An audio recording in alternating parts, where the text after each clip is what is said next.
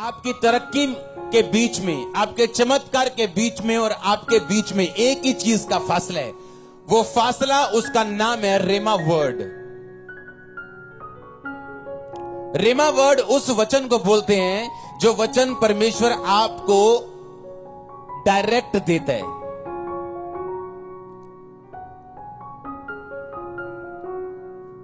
अंधे होके मत चलो। एक बार 3 लड़कियां जा रही थी मीटिंग में, क्रूसेड हो रहा था, मीटिंग में जा रही थी, रास्ते में बाढ़ आ गई, बारिश आ गई, बाढ़ आ गई, नदी उफान पे चली गई। उन्होंने कहा पतरस का परमेश्वर क्या हमारा परमेश्वर नहीं है क्या? पतरस ज्यादा स्पेशल था? छलांग मारी तीनों ने कि पतरस की तरह हम भी पानी पे चलेंगे, तैर के डूब के पहुंच जाएंगे। तीनों डूब गई, तीनों मर गई। वो देश अविश्वासी देश था। अगले दिन अखबारों में आ गया, कहां गया ईसाइयों का परमेश्वर, कहां गया पतरस का परमेश्वर, कहां गया वो परमेश्वर जो पतरस को पानी से बचा लाया था? अब वो परमेश्वर कहां चला गया? आप जानते, जब पतरस को प्रभु ने पानी पे चलाया था तो परमेश्वर को पतरस ने क्या कहा था? पतरस ने कहा था, प्रभु अगर तू ही है सामने मेरे, तो मुझे तू मुंह से आज्ञा दे कि मैं पानी पे चल के तेरे पास आऊं। पतरस ने ये नहीं कहा, परमेश्वर में आ रहा है तेरे को पानी में चल के, मैंने संभाल लिया। पतरस ने कहा, अगर प्रभु तू मेरे सामने खड़ा है ना, तो मुझे आज्ञा दे, मैं पानी पे चल के तेरे पास आना चाहता हूं। परमेश्वर ने कहा आ जा, तो पतरस पानी पे चला। इसे बोलते हैं रेमा वर्ड, जो खास प्रभु आपकी लाइफ में आपको देता है। वो मिलता कैसे? सुनो ध्यान से, अब मैं आपको बताता हूं। एक सफल और असफल व्यक्ति के बीच में रेमा वर्ड का फर्क है। एक असफल और सफल बिजनेसमैन के बीच में रेमा वर्ड का फर्क है। एक सफल सेवकाई और फेल सेवकाई के बीच में रेमा वर्ड का फर्क है। एक बीमार क्रिश्चियन और एक चंगाई पाने वाले क्रिश्चियन के बीच में रेमा वचन का फर्क है। वो रेमा वचन सबके लिए नहीं है। वो रेमा वचन बाइबल में नहीं लिखा। वो रेमा वचन आपको कैसे मिलता है वो मैं आज आपको बताऊंगा। हालेलुया। बाइबल कहते हैं रेमा वचन पाने के लिए जो पॉइंट आपकी लाइफ में होना चाहिए वो परमेश्वर की हुजूरी है। आमीन। अगर परमेश्वर की हुजूरी आपकी लाइफ में नहीं है तो आप परमेश्वर के रेमा वचन को अपनी लाइफ में कभी नहीं पा सकते, चाहे आप किसी भी चर्च के मेंबर क्यों ना हो। क्योंकि रेमा वचन या तो परमेश्वर का दास आपको देता है, या परमेश्वर तब आपको देता है जब प्रभु की हुजूरी आपकी लाइफ में हो और आप वचन पे मनन करने वाले व्यक्ति हो। रेमा वचन पाने के लिए जो पहला काम आपने करना है वो ये है, आपके घरों के दरवाजों के ऊपर, आपके चौखटों के ऊपर, आपके कमरों के ऊपर, ऑफिसेज में, गाड़ियों के ऊपर प्रभु का वचन लगा होना चाहिए। ये पहला पॉइंट है। आप जब अपने घर में एंटर करो तो वहां पे फोटो नहीं लगी होनी चाहिए प्रभु की, वहां प्रभु का वचन लगा होना चाहिए। फोटो लगी हो साथ में वचन हो, कोई प्रॉब्लम नहीं। उस फोटो को हम माथा नहीं टेकते, ये यहां के बच्चे को भी पता है। आमीन। तो पहला काम जो रेमा वचन पाने के लिए आपने करना है ये कि आपके घरों में, आपकी बाइबल पे, आपके जहां कहीं वचन लिख सकते हो लिख लो। क्यों? मैं आपको बताता हूं क्यों।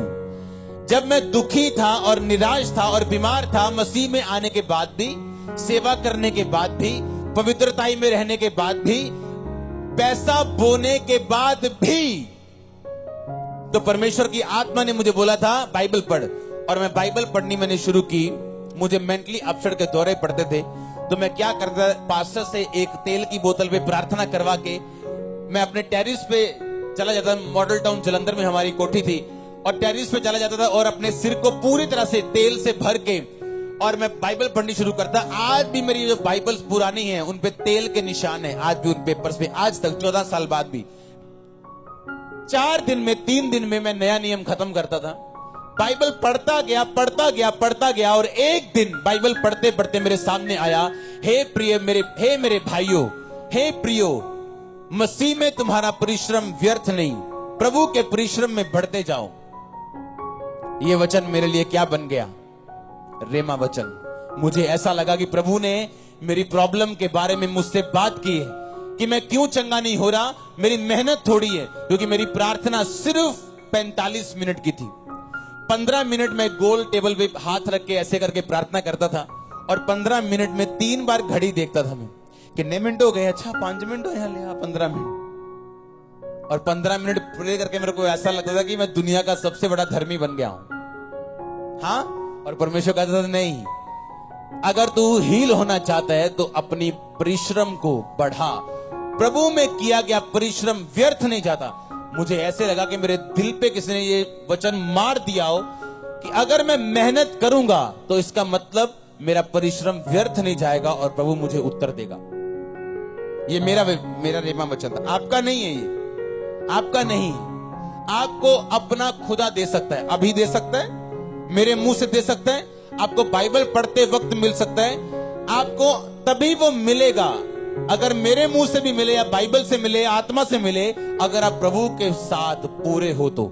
नहीं तो जब रेमा वचन आपके दिल में घुसना चाहेगा, वो आपको कभी भी मिल नहीं पाएगा। अपना रिलेशन बनाओ परमेश्वर से अगर चाहिए तो। अगर आपकी लाइफ में खुदावंद की हुजूरी नहीं है, मैं लिख के देता हूं, आपको कभी रेमा वचन नहीं मिल सकता। आपको वचन मिल सकता है, अच्छा पाप नहीं करना, व्यभिचार नहीं करना, अच्छा ये नहीं करना, वो नहीं करना, पर रेमा वचन जो आपको चमकाने के लिए खुदा ने दिया हुआ है, लेकिन आप तक पहुंचा नहीं। आपको सूर्य की तरह चमकाने के लिए परमेश्वर ने रिलीज किया है, पर आपको मिला नहीं। वो कब मिलता है? जब प्रभु की प्रेजेंस आपकी लाइफ में होती। परमेश्वर की हुजूरी उस वचन को जिंदा करती है, उसमें सांस फूंकती है, जो आपके लिए खास रचा गया, जो बाइबल में लिखा हुआ है, पर आप तक अब तक पहुंचा नहीं। यह फर्क है एक क्रिश्चियन में और एक सफल क्रिश्चियन में। आप 20 साल चर्च जा सकते हो और बिना रेमा वर्ड के क्रिश्चियन हो सकते हो। It is possible. इसलिए लोग बोलते हैं मैं 40 साल से चर्च में हूं, मैं 10 साल से चर्च में हूं, लेकिन क्यों फर्क नहीं पड़ रहा? भाई रेमा चाहिए तेरे को, वो वचन चाहिए जो रेमा हो। जो बाइबल आप पढ़ते हो वो लोगोस वचन है। लोगोस वो हर बंदा पढ़ सकता है, उससे आपको ज्ञान मिल सकता है, आप पापों से छूट सकते हैं। पर एक खास वचन जो आपके लिए, आपकी परिस्थिति के लिए, खास आपके लिए परमेश्वर दे, वो लेने के लिए आपको लगातार लोगोस वचन पढ़ना पड़ेगा, क्योंकि लोगोस वचन से ही रेमा निकलता है। अगर आप लोगोस में नहीं हो, अगर आप बाइबल रीडिंग में नहीं हो, नॉर्मल बाइबल रीडिंग में नहीं हो, आपको रेमा वचन कभी नहीं मिल सकता। हालेलुया। शैतान कभी भी रेमा वचन से नहीं जाता, वो लोगोस से जाता है, वो लिखे वचन से जाता है। पर आपकी लाइफ में जो काम होता है वो रेमा वर्ड से होता है।